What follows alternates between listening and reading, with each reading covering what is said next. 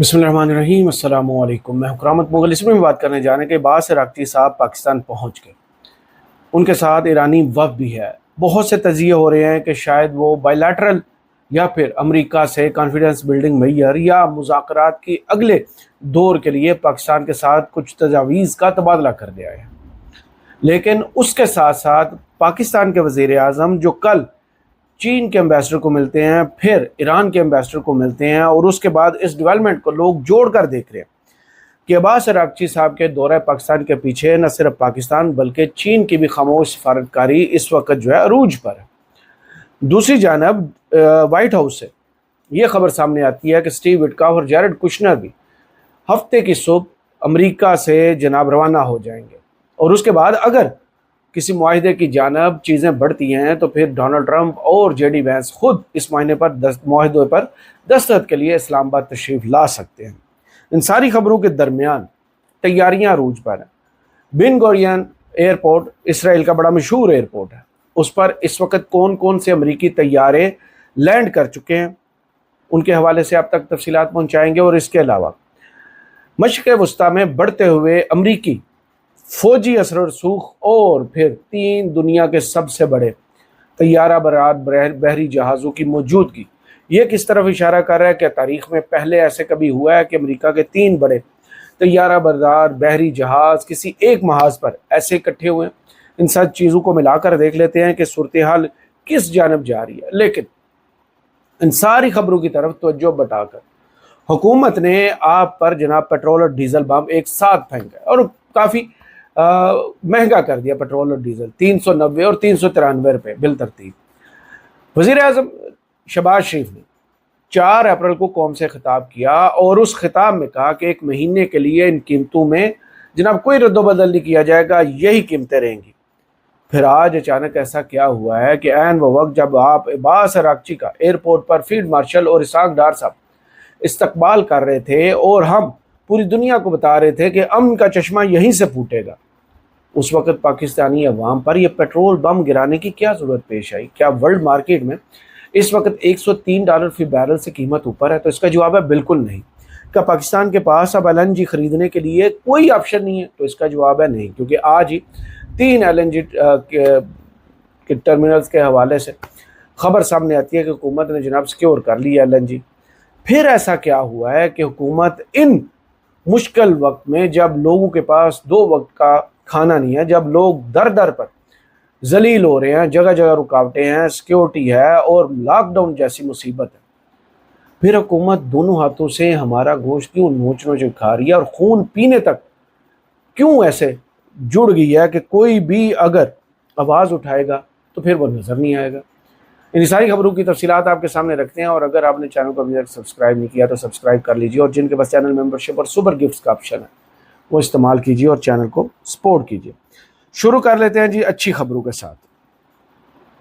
2 अच्छी खबरें, एक तो अब्बास अरागची साहब का पाकिस्तान आना, और उसके बाद अमेरिका की जानब से एक वफ़द का ऐलान करना कि वो हफ्ते की सुबह इस्लामाबाद पहुंच जाएंगे। ईरान के सरकारी मीडिया और सरकारी सोर्सेज अभी भी कह रहे हैं कि मुज़ाकरात नहीं हो रहे, और ना ही अब्बास अरागची साहब के दौरे का मकसद अमेरिका के साथ मुज़ाकरात है।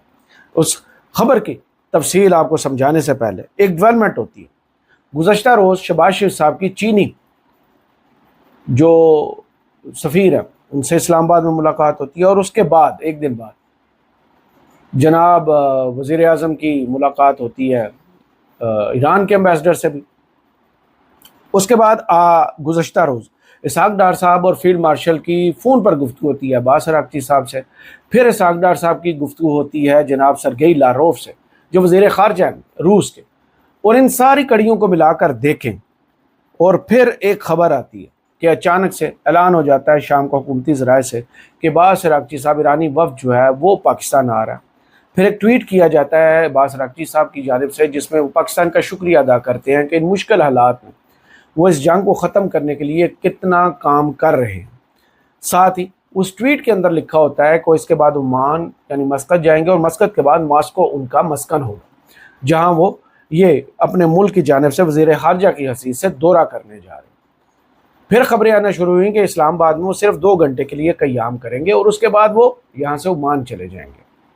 یہاں پر کچھ کانفیڈنس بلڈنگ میئر ہوں گے، کچھ تجاویز کا، مطالبات کا تبادلہ ہوگا جو امریکہ تک پہنچایا جائے گا۔ لیکن سب حیران تھے کہ اچانک سے یہ بائی لیٹرل دورہ کہاں سے آ گیا، کیا آلریڈی شیڈیول تھا، کیا خبروں میں اس کا ذکر تھا؟ تو خبروں میں کم از کم اس کا ذکر نہیں تھا۔ اگر یہ بائی لیٹرل دورہ بھی تھا تو سرکاری طور پر اسے خفیہ رکھا گیا، میڈیا تک اس کی بنت نہیں پڑی۔ اب وہ اسلام آباد پہنچ چکے ہیں۔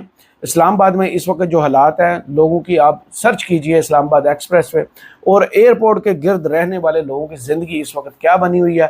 اور یہی نہیں، اب جب تک یہ مذاکرات کا سلسلہ ایسے چلتا رہے گا، کل امریکی وفد شام تک پہنچ جائے گا، اس کے بعد اب توقع یہ کی جا رہی ہے اسلام آباد میں کہ بروز سموار، پیر کے روز، ان دونوں ممالک کے درمیان مذاکرات کی ٹیبل سجے گی۔ یہ دعویٰ کیا جا رہا ہے کہ واقعی ایران اور امریکہ کے درمیان مذاکرات اسلام آباد میں بروز پیر ہونے جا رہے ہیں۔ اس حوالے سے بھی اب ہم لوگ جو اسلام آباد میں، یہ پنڈی میں رہتے ہیں، ان کے لیے یہ اچھی خبر کے ساتھ ساتھ ایک اور مشکل بھی ہے کہ جن لوگوں نے شہر سے باہر سفر کرنا ہے یا شہر کے اندر ضروری کاموں سے ادھر ادھر موو کرنا ہے، ان کے لیے گزشتہ تقریباً 11-12 اپریل کے بعد سے لے کر ابھی تک زندگی نارمل نہیں ہو رہی، نہ ہی معیشت بہتر ہو رہی ہے، کیونکہ اسلام آباد میں جو اکانومی کی صورتحال ہے وہ انٹرنیشنل میڈیا تو رپورٹ کر رہا ہے، پاکستانی میڈیا وہ بھی نہیں رپورٹ کر رہا کہ یہ جو لاک ڈاؤن لگایا گیا ہے اور جگہ جگہ پولیس زبردستی دکانیں بند کراتی ہے، اس کے بعد لوگوں کی حالت کیا ہے، وہ کسی اور وقت گفتگو اس پر کر لیں گے۔ لیکن اس وقت جو ہے سب سے ضروری یہ ہے کہ باز اراغچی صاحب شاید چین اور پاکستان کی مشترکہ سفارت کاری کی کوششوں کے بعد اب اسلام آباد آئے ہیں، انہیں کوئی اعتماد دیا گیا۔ حالانکہ سرکاری میڈیا جو ہے ایران کا وہ ابھی بھی ڈینائل دے رہا ہے کہ جناب امریکہ کے ساتھ مذاکرات نہیں ہوں گے۔ عین اس وقت جب ایران یہ ڈینائل دے رہا ہے، ایران اسرائیل کے 2 بحری جہاز جو ہے ان کو قبضے میں لے چکا ہے اور ان کو موو کر کے اب اپنی بندرگاہوں پر پہنچا چکا ہے۔ لیکن دوسری جانب جو خطرناک خبر ہے وہ آتی ہے اسرائیل کے جناب بن گوریان ایئرپورٹ سے، جہاں پر کچھ ایسی نقل و حرکت دیکھی گئی ہیں جو پریشان کن نہیں بلکہ بہت خوفناک ہے۔ اور ان کے اندر رشیا ٹوڈے کے مطابق وہاں پر اتنی بڑی تعداد میں کبھی بھی پہلے کارگو یا جنگی جہاز نہیں دیکھے گئے جو امریکہ نے وہاں پہنچائے ہوں یا کھڑے ایک لائن میں آپ کو نظر آئے ہوں۔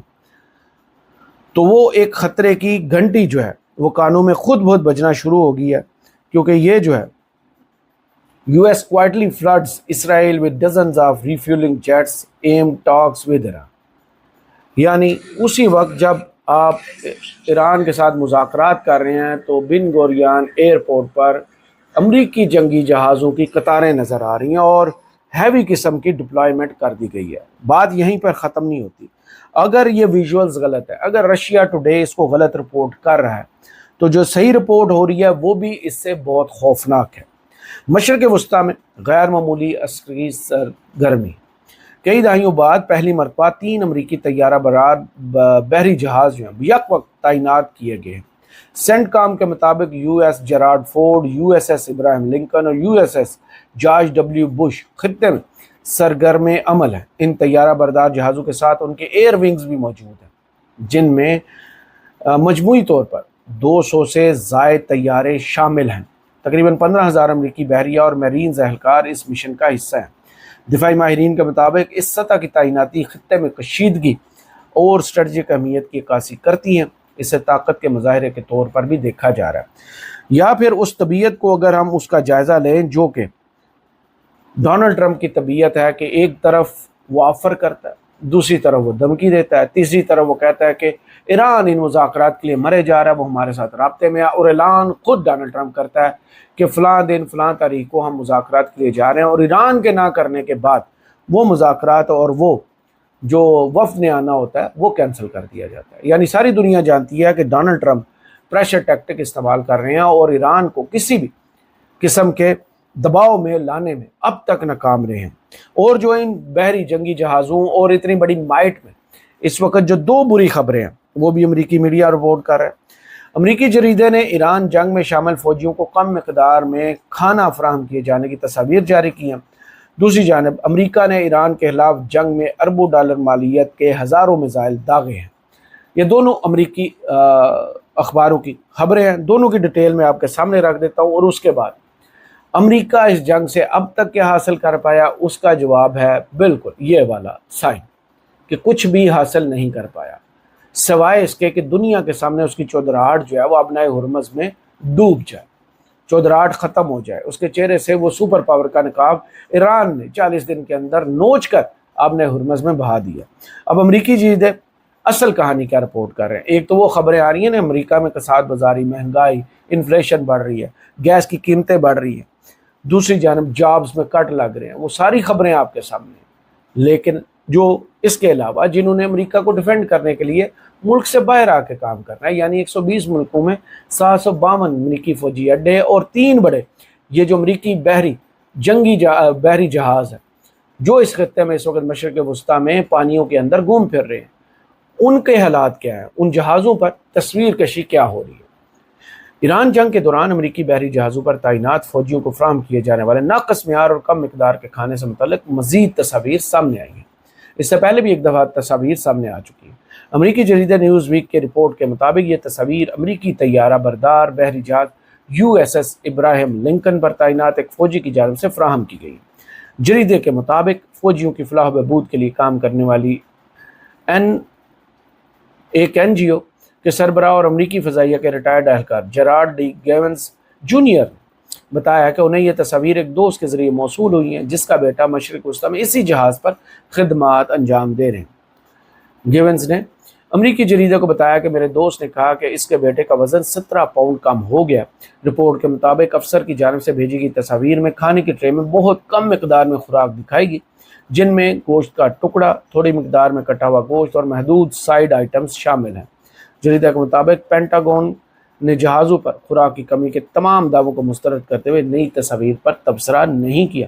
جریدے کے مطابق ہفتہ قبل بھی 2 امریکی جہازوں پر فراہم کیے جانے والے کھانوں کی تصاویر سامنے آئی تھی جن پر آن لائن شدید تنقید کی گئی تھی۔ ان تصاویر میں بھی گوشت اور سبزی کی کم مقدار دکھائی گئی تھی۔ رپورٹ کے مطابق فوجیوں کو کیئر پیکیجز کی ترسیل بھی متاثر ہوئی ہے کیونکہ خطے کی صورتحال کے باعث امریکی پوسٹل سروس نے خطے کے 27 فوجی زپ کوڈز پر میل ڈلیوری معطل کر دی ہے، جس کے باعث اہل خانہ کی جانب سے بھیجے گئے پیکیجز فوجیوں کو نہیں مل رہے۔ یہ ہے تصویر کا ایک رخ۔ تصویر کا دوسرا رخ وہ بھی امریکی اخبار ہمیں دکھا رہے ہیں کہ اس وقت امریکہ جو اپنے فوجیوں کو خوراک تک فراہم نہیں کر رہا، اس نے اس جنگ میں ایران کے خلاف جو ہے اربوں ڈالر مالیت کے ہزاروں میزائل داغے ہیں، جس کے باوجود اسے کچھ حاصل نہیں ہوا سوائے ہزیمت، رسوائی اور ذلت۔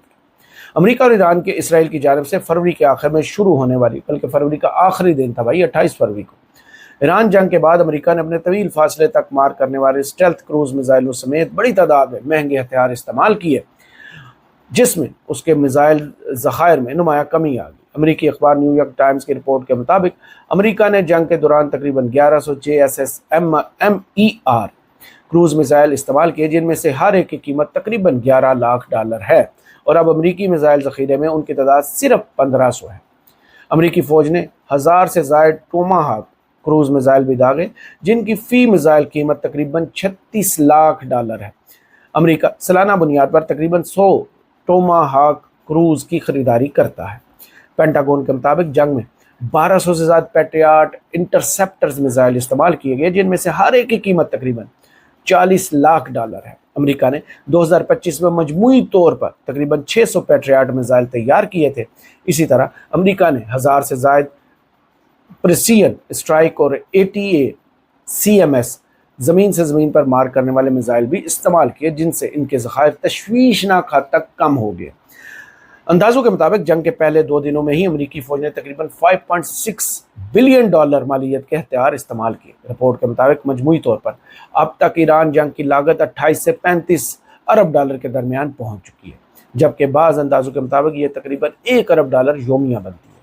امریکی محکمہ دفاع کے مطابق 38 دن کی جنگ کے دوران 13,000 سے زائد اہداف کو نشانہ بنایا گیا، تاہم حکام کے مطابق اس تعداد سے حملوں میں استعمال ہونے والے بموں اور میزائلوں کی اصل مقدار ظاہر نہیں ہوتی، کیونکہ ایک ہدف کو نشانہ بنانے کے لیے اکثر کئی بار نشانہ بنایا جاتا ہے۔ رپورٹ میں کہا گیا کہ ایران جنگ نے امریکی فوج کے عالمی سطح پر موجود اسلحے کے ذخائر کو نمایاں طور پر کم کر دیا ہے، جس کے باعث پینٹاگون کو ایشیا اور یورپ سے ہتھیار مشرق وسطیٰ منتقل کرنا پڑے۔ حکام کے مطابق اس صورتحال نے خاص طور پر چین اور روس جیسے ممکنہ حریفوں کے مقابلے میں امریکہ کی عسکری تیاریوں کو متاثر کیا ہے۔ این وہ وقت ہے جب جنگ پیک پر تھی، 26ویں دن کا آغاز ہے، 40 دن تک جنگ رہی، اور اس کے بعد اب سیز فائر کے دن چل رہے ہیں۔ 21 اپریل تک پہلے 15 دن کے تھے، اور اب 25 اپریل تک 4 دن اس کے اوپر ہو چکے ہیں۔